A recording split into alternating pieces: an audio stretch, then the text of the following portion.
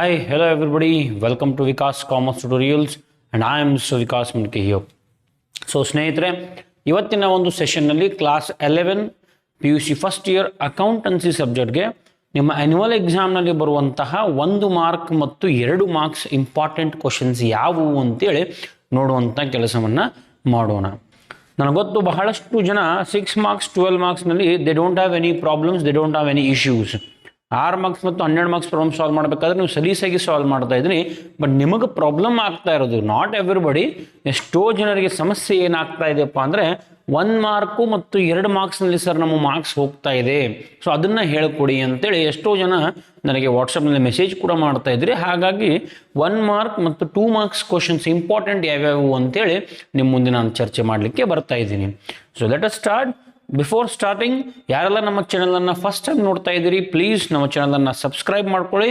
ಅದರ ಜೊತೆಗೆ ಪಕ್ಕದಲ್ಲಿರುವಂತಹ ಬೆಲ್ ಐಕನನ್ನು ನೀವು ಪ್ರೆಸ್ ಮಾಡಿದಾಗ ನಾವು ಕಳಿಸುವಂತಹ ಎಲ್ಲ ವಿಡಿಯೋಸ್ಗಳ ನೋಟಿಫಿಕೇಶನ್ ನಿಮಗೆ ಬರ್ತದೆ. ಸೊ ಲೆಟ್ ಅಸ್ ಸ್ಟಾರ್ಟ್ ನಾವು. 1 ಮಾರ್ಕ್ ಬಂದಾಗ ನಾನು ನಿಮಗೆ ಲಾಸ್ಟ್ ಸೆಷನ್ನಲ್ಲಿ ಕೂಡ ಹೇಳಿದ್ದೀನಿ, 1 mark questions are divided into 5 different categories.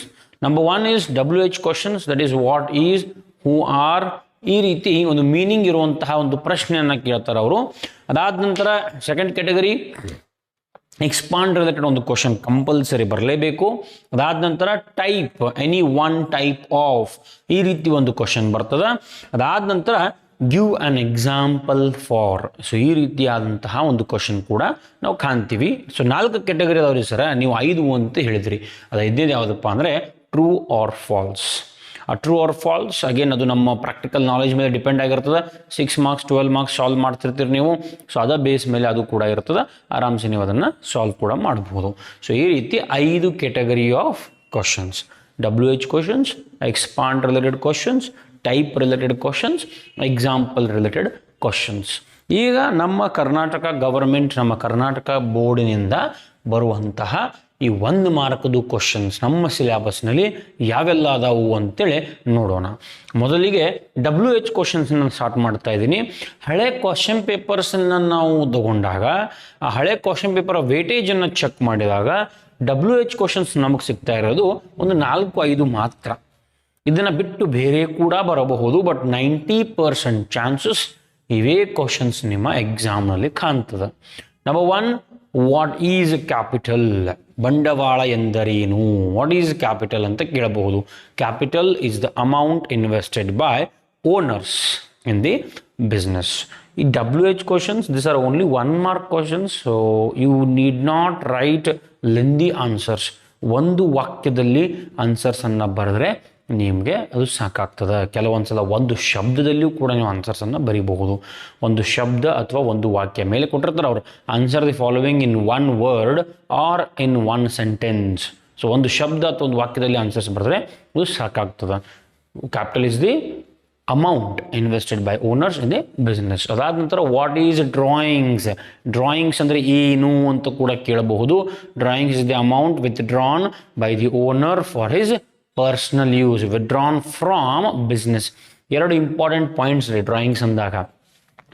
Amount ಬಿಸ್ನೆಸ್ಸಿಂದ withdraw ಆಗಿರಬೇಕು, ಅಮೌಂಟ್ ಬಿಸ್ನೆಸ್ಸಿಂದ ಹೊರಗೆ ಹೋಗ್ತಾ ಇರಬೇಕು. ಅದನ್ನು ಯೂಸ್ ಮಾಡೋರು ಯಾರಾಗಿರಬೇಕು? ಓನರ್ ಆಗಿರಬೇಕು. ಆಮೇಲೆ 3ನೇ ಕಂಡೀಷನ್, ಯೂಸ್ ಮಾಡೋದು ಓನರ್, ಬರಬೇಕಾಗಿರೋದು ಬಿಸ್ನೆಸ್ಸಿಂದ ಹೊರಗಡೆ. ಆಮೇಲೆ ಅದನ್ನು ಯಾವ ಕಾರಣಕ್ಕಾಗಿ ಯೂಸ್ ಮಾಡಬೇಕಪ್ಪ ಅಂದರೆ ವೈಯಕ್ತಿಕ ಬಳಕೆಗಾಗಿ, ತನ್ನ ಮನೆಗಾಗಿ, ತನ್ನ ಮಕ್ಕಳ ಶಿಕ್ಷಣಕ್ಕಾಗಿ ಅಥವಾ ತನ್ನ ವೈಯಕ್ತಿಕ ಜೀವನಕ್ಕಾಗಿ ಅವನು ಬಿಸ್ನೆಸ್ನಲ್ಲಿರುವಂಥ ಅಮೌಂಟನ್ನು ಯೂಸ್ ಮಾಡಿದರೆ ಅದಕ್ಕೆ ನಾವು ಡ್ರಾಯಿಂಗ್ಸ್ ಅಂತ ಕರಿತೀವಿ. When a owner withdraws the money from the business for his personal use, it is called as drawings. ಇಲ್ಲಿ ಇಂಪಾರ್ಟೆಂಟ್ ವರ್ಡ್ ಯಾವುದು? Personal use. ಈ 2 ಮಾರ್ಕ್ಸ್ ಮತ್ತು 1 ಮಾರ್ಕ್ಸ್ ಬರೀಬೇಕಾದ್ರೆ ಕೆಲವೊಂದು ವರ್ಡ್ ಹಿಂಗಿರ್ತಾವ್ರಿ, ಅವು ವರ್ಡ್ ಮೇಲೆ ಆನ್ಸರ್ ಡಿಪೆಂಡ್ ಆಗಿರ್ತದೆ. ವ್ಯಾಲ್ಯೂಯೇಟರ್ ಏನು ಮಾಡ್ತಿರ್ತಾನಪ್ಪ ಅಂದರೆ ವ್ಯಾಲ್ಯೂಯೇಷನ್ ಮಾಡೋ ಟೈಮ್ನಲ್ಲಿ ಆ ಒಂದು ವರ್ಡನ್ನು ಸರ್ಚ್ ಮಾಡ್ತಿರ್ತಾನೆ ಅವನು. ಸೊ ಈ ಡ್ರಾಯಿಂಗ್ಸ್ನಲ್ಲಿ ಯಾವ ವರ್ಡ್ ಸರ್ಚ್ ಮಾಡ್ತಾನೋ ಅಥವಾ ಯಾವ ವರ್ಡ್ ಇಂಪಾರ್ಟೆಂಟಪ್ಪ ಅಂದರೆ ಪರ್ಸ್ನಲ್ ಯೂಸ್. ಸೊ ಆ ಪರ್ಸ್ನಲ್ ಯೂಸನ್ನು ನೀವೇನು ಮಾಡಬೇಕು? ಒಂದು ಬಾಕ್ಸ್ ಮಾಡಬೇಕು. ಆನ್ಸರ್ ಬರೆದಾಗ ನಿಮ್ಮ ಆನ್ಸರ್ ಶೀಟ್ನಲ್ಲಿ ಅದಕ್ಕೆ ನಾವು ಪ್ರೆಸೆಂಟೇಷನ್ ಅಂತ ಕರಿತೀವಿ. ಅದಾದ ನಂತರ who are debtors, WH question, who are debtors. Debtors ಅಂದರೆ ಯಾರು ಅಂತೇಳಿ ಕ್ವಶನ್ ಕೂಡ ಬರಬಹುದು. BOD, bank over draft. What is bank over draft? ಈಗ BOD ಕ್ವಶನ್ ನಾನು ಇಲ್ಲಿ 2 ಮಾರ್ಕ್ಸ್ ಕ್ಯಾಟಗರಿಯಲ್ಲಿ ಕೂಡ ಬರ್ದಿದ್ದೀನಿ. ಕೆಲವೊಂದ್ಸಲ 1 ಮಾರ್ಕ್ದಾಗ ಬರ್ಬೋದು, ಕೆಲವೊಂದ್ಸಲ 2 ಮಾರ್ಕ್ಸ್ದಲ್ಲಿ ಕೂಡ ನಾವು ಈ ಕ್ವಶನನ್ನು ನೋಡ್ತೀವಿ. ಅದಾದ ನಂತರ ಎಕ್ಸ್ಪಾಂಡ್ ರಿಲೇಟೆಡ್ ಬರ್ತೀನಿ. ನಾನು ತೆಗೆದಿರೋದು ಓನ್ಲಿ 5 ಕ್ವಶನ್ಸ್ ಅಂಡರ್ WH, ಯಾವುದಾದ್ರೂ ಒಂದು ಬರ್ತದೆ. 90% ಚಾನ್ಸಸ್, ಮೋರ್ ದೆನ್ 90% ಚಾನ್ಸಸ್ ಇವೇ ಬರುವಂತಹ ಸಾಧ್ಯತೆ ಹೆಚ್ಚಿರ್ತದೆ.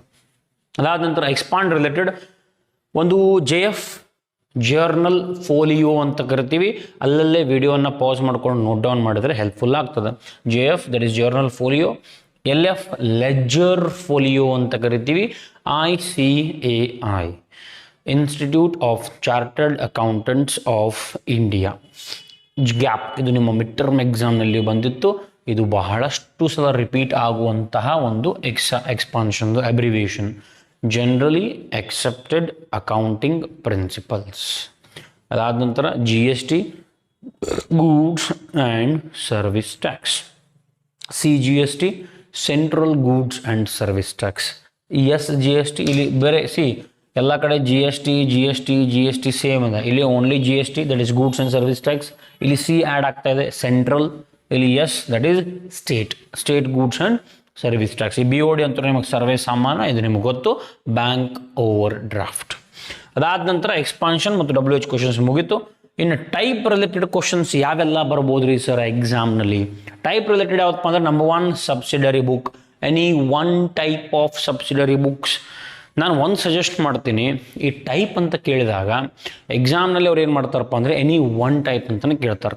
ಸೊ ನೀವೇನು ಮಾಡಬೇಕು, ಒಂದು ಬರೆಯೋದಕ್ಕಿಂತನೂ ಒಂದು 2 ಅಥವಾ 3 ಬರೆದ್ರೆ ಒಳ್ಳೆಯದು. ಅಟ್ಲೀಸ್ಟ್ 2 ಬರೆದ್ರೆ ಒಳ್ಳೆಯದು. ಬಿಕಾಸ್ ನಿಮ್ಗೆ ಗೊತ್ತಿಲ್ಲದೆ ಇರೋ ಹಾಗೆ ಒಂದು ಮಿಸ್ಟೇಕ್ ಆಗಿರಬಹುದು. So type of subsidiary book ಅಂದಾಗ there are 8 types. Purchase book, sales book, purchase return book, sales return book, bills receivable book, bills payable book, ಆಮೇಲೆ ಜರ್ನಲ್ ಪ್ರಾಪರ್, ಈ ರೀತಿ. ಆಮೇಲೆ ಮತ್ತೊಂದು ಕ್ಯಾಶ್ ಬುಕ್.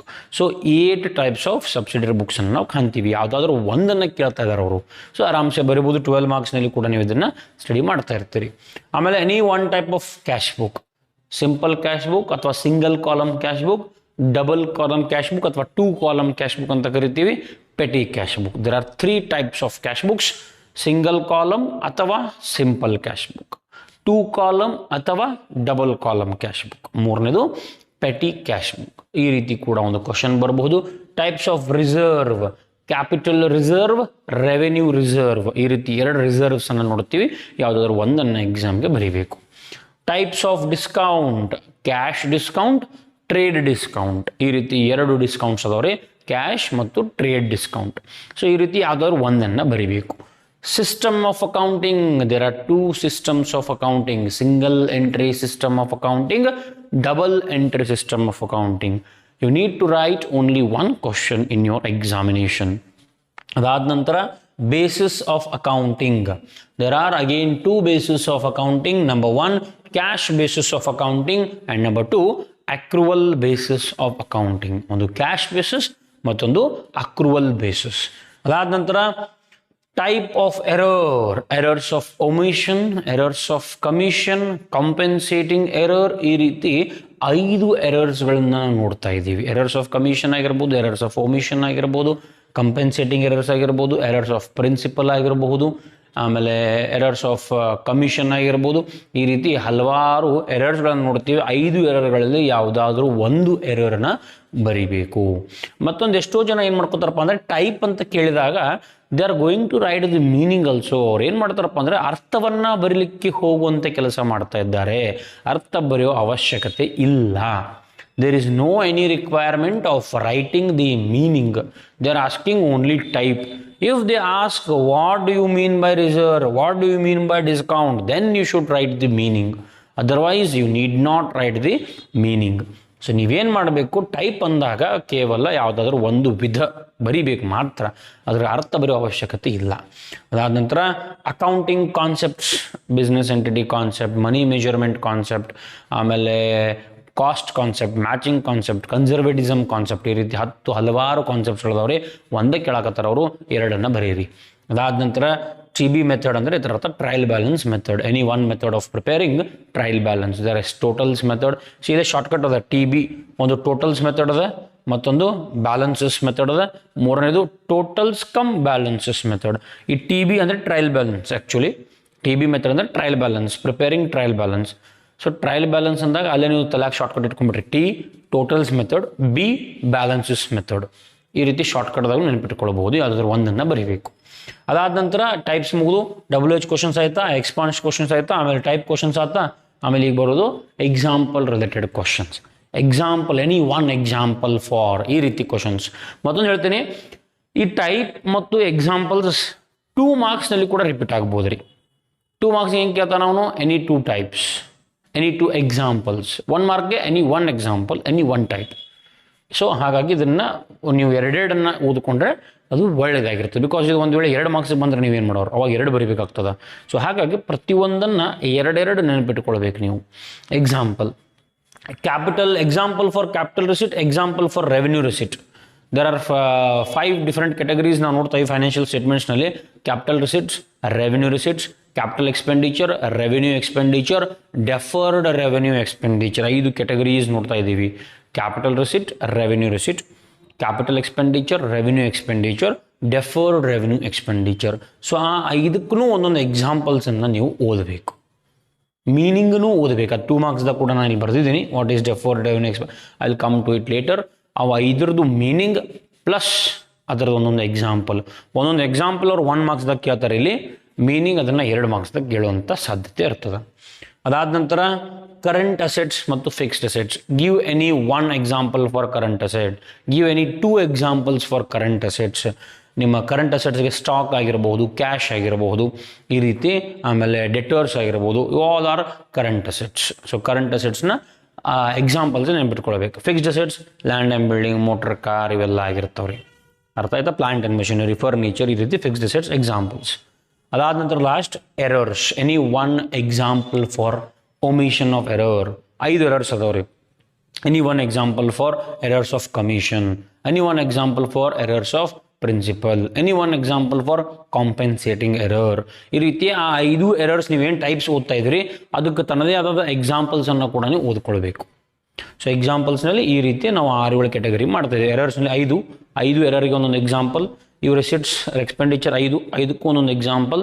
ಕರೆಂಟ್ ಅಸೆಟ್ಸ್ಗೆ ಎಕ್ಸಾಂಪಲ್, ಫಿಕ್ಸ್ಡ್ ಅಸೆಟ್ಸ್ಗೆ example. Note down ಮಾಡಿಕೊಂಡ್ರೆ ನಿಮ್ಗೆ ನೆನಪು ಉಳಿತದ. Okay, so this is 1 mark questions. 99% ಇದ್ರ ಒಳಗಿಂದನೇ ಬರ್ತದೆ ರೀ ಕ್ವಶನ್ಸ್. ಆ ಕಡೆ ಈ ಕಡೆ ಒಂದು ಕ್ವಶನ್ ಯಾವುದಾದ್ರೂ ನಾವು ಕೊಡದೇ ಇರುವಂಥದ್ದು ಬರಬಹುದು. But 99% this questions are going to come in your examination. ನಾವು coming to 2 marks category. 2 marks sir ಅವ್ರು ಎಷ್ಟು ಕೇಳ್ತಾರೆ ರೀ? ಸರ್ ಅವ್ರು ನಿಮಗೆ ಕೇಳೋದು 5 ಕ್ವಶನ್ ರೀ. ನೀವು ಆನ್ಸರ್ ಮಾಡಬೇಕಾಗಿರೋದು 3. You need to answer only 3 questions. 1 mark 5 ಕೇಳ್ತಾರೋ 5 ಬರೀಬೇಕು. 2 ಮಾರ್ಕ್ಸ್ ಒಳಗಡೆ they are going to ask 5. You are suppose to write only 3 answers, which is very easy. So ಆ 5 ಕ್ವಶನ್ಸನ್ನು ನಾನು ಬರೆದಿದ್ದೀನಿ ಇಲ್ಲಿ, ಇಂಪಾರ್ಟೆಂಟ್ ಕ್ವಶನ್ಸ್ ಅಂತ. ಸರ್ ಒಟ್ಟು 5 ಬರ್ದಿರಿ. ನಾನು ಬರೆದಿರೋದು ಚಾಪ್ಟರ್ ವೈಸ್ ಮೇಲೆ. ಬಿಕಾಸ್ ಬ್ಲೂ ಪ್ರಿಂಟ್ ಪ್ರಕಾರ ನನ್ನ ಒಂದು ಲಾಸ್ಟ್ ಸೆಷನಲ್ಲಿ ಕೂಡ ಹೇಳಿದ್ದೀನಿ, ಆ್ಯನ್ಯುವಲ್ ಎಕ್ಸಾಮ್ ವಾರ್ಷಿಕ ಪರೀಕ್ಷೆಯ ತಂತ್ರ ಆ ಒಂದು ವಿಡಿಯೋದಲ್ಲಿ ನೋಡ್ಕೊಂಡು ಬರಬಹುದು. ಬ್ಲೂ ಪ್ರಿಂಟ್ ಕೂಡ ಹೇಳಿದ್ದೀನಿ. ಚಾಪ್ಟರ್ ನಂಬರ್ 1, 2, 5 ಆಮೇಲೆ 8 and 9 ಈ ರೀತಿ ಚಾಪ್ಟರ್ಸ್ಗಳಲ್ಲಿ 2 ಮಾರ್ಕ್ಸ್ ಕ್ವಶನ್ ಬರ್ತದೆ.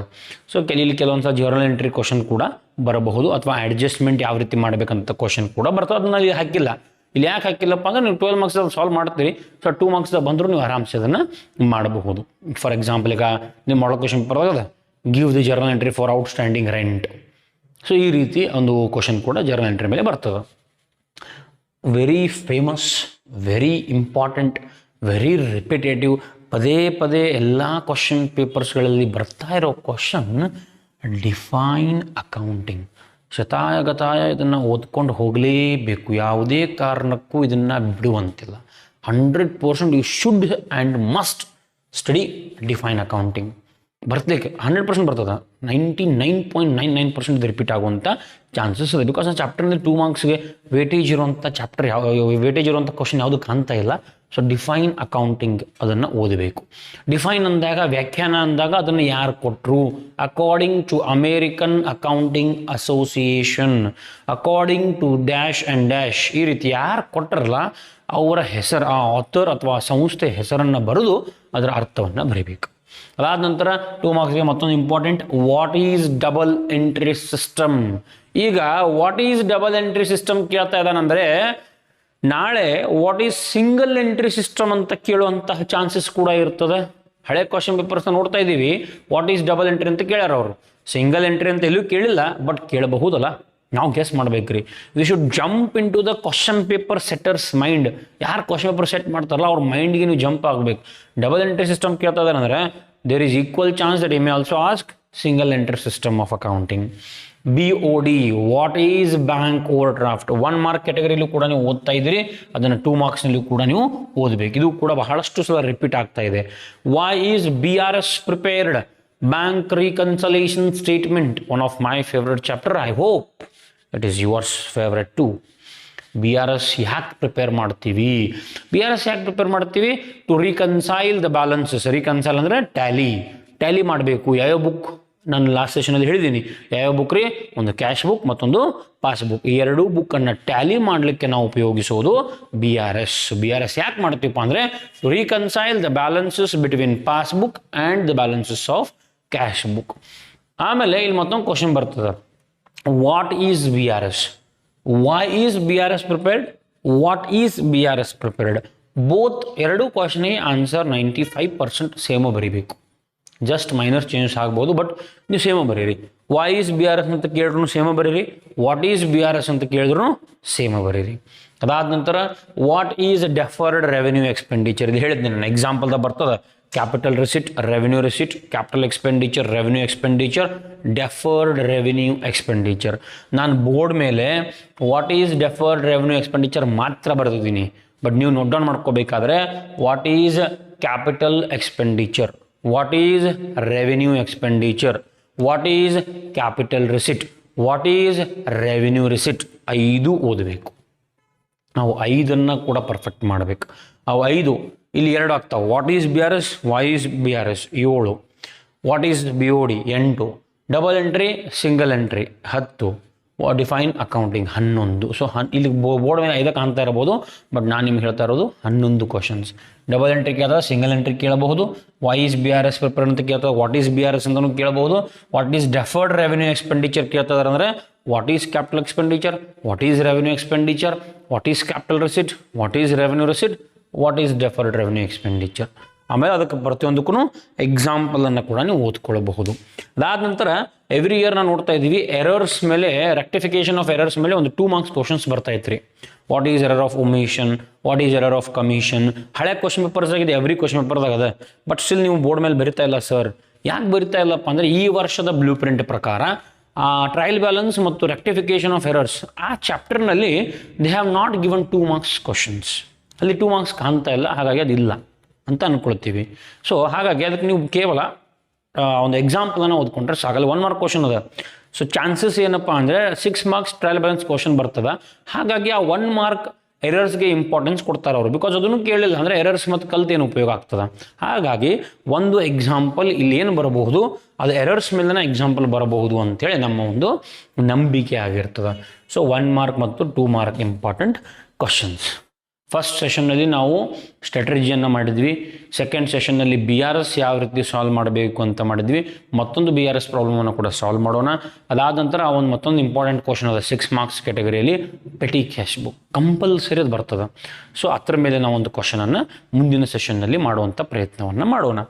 So this is all about today's session. So ಇಲ್ಲಿಗೆ ನಾನು ಕನ್ಕ್ಲೂಡ್ ಮಾಡ್ತೀನಿ. ಯಾರೆಲ್ಲ ನಮ್ಮ ವಾಟ್ಸಪ್ ಗ್ರೂಪನ್ನು ಜಾಯ್ನ್ ಆಗಿಲ್ಲ, ಆ ವಾಟ್ಸಪ್ ಗ್ರೂಪನ್ನು ಕೂಡ ನೀವು ಜಾಯ್ನ್ ಆಗಬಹುದು. ಆ ವಾಟ್ಸಪ್ ಗ್ರೂಪಿನಲ್ಲಿ ಇವತ್ತು 1 ಮಾರ್ಕ್ ಮತ್ತು 2 ಮಾರ್ಕ್ ಇದರ ಒಂದು ಕ್ವಶನ್ಸಿನ PDF ವಿತ್ ಆನ್ಸರ್ಸ್ ನಾನು ಪೋಸ್ಟ್ ಕೂಡ ಮಾಡಿದ್ದೀನಿ, ವಾಟ್ಸಪ್ನಲ್ಲಿ ಕಳಿಸಿದ್ದೀನಿ. ಯಾರೆಲ್ಲ ಜಾಯ್ನ್ ಆಗಿಲ್ಲ ಅಥವಾ ಯಾರಿಗೆಲ್ಲ PDF ಬೇಕು ನನಗೆ ನೀವು ಮೆಸೇಜ್ ಕೂಡ ಹಾಕ್ಬೋದು. ನನ್ನ ನಂಬರ್ ನಿಮ್ಮ ಸ್ಕ್ರೀನ್ ಮೇಲೆ ಕೂಡ ಅದ. ಆಮೇಲೆ ಯಾರೆಲ್ಲ ನಮ್ಮ ಇನ್ಸ್ಟಾಗ್ರಾಮ್ ಪ್ರೊಫೈಲನ್ನು ಫಾಲೋ ಮಾಡ್ತಾ ಇಲ್ಲ ಅವರು ಕೂಡ ಪ್ರೊಫೈಲ್ ಮಾಡ್ಬೋದು. ಅದರ ಲಿಂಕ್ ಕೂಡ ಡಿಸ್ಕ್ರಿಪ್ಷನ್ ಇದೆ. ಟೆಲಿಗ್ರಾಮ್ ಚಾನಲನ್ನು ಕೂಡ ನೀವು ಜಾಯ್ನ್ ಆಗಬಹುದು. ಯಾರೆಲ್ಲ ಸಬ್ಸ್ಕ್ರೈಬ್ ಮಾಡಿಲ್ಲ ಪ್ಲೀಸ್ ನಮ್ಮ ಚಾನಲ್ ಸಬ್ಸ್ಕ್ರೈಬ್ ಮಾಡಿಕೊಡ್ರಿ. ಅದೇ ರೀತಿ ಯಾರಿಗೆಲ್ಲ ಇದು ಯೂಸ್ಫುಲ್ ಅನ್ನಿಸ್ತದ, ನಿಮ್ಮ ಫ್ರೆಂಡ್ಸ್ ಆಗಿರಬಹುದು, ನಿಮ್ಮ ಜೂನಿಯರ್ಸ್, ನೀವೇನಾದ್ರು ಸೆಕೆಂಡ್ ಇಯರ್ದವರಿದ್ದರೆ ನಿಮ್ಮ ಜೂನಿಯರ್ಸ್ ಆಗಿರಬಹುದು, ಇವರೆಲ್ಲರಿಗೂ ಕೂಡ ವಿಡಿಯೋನ ಶೇರ್ ಮಾಡುವಂಥ ಕೆಲಸ ಮಾಡಿರಿ. ನಮಗೂ ಸಪೋರ್ಟ್ ಮಾಡಿರಿ, ನಿಮಗೂ ಹೆಲ್ಪ್ ಆಗ್ತದೆ. Thank you for watching Vikas commerce tutorials. Thank you.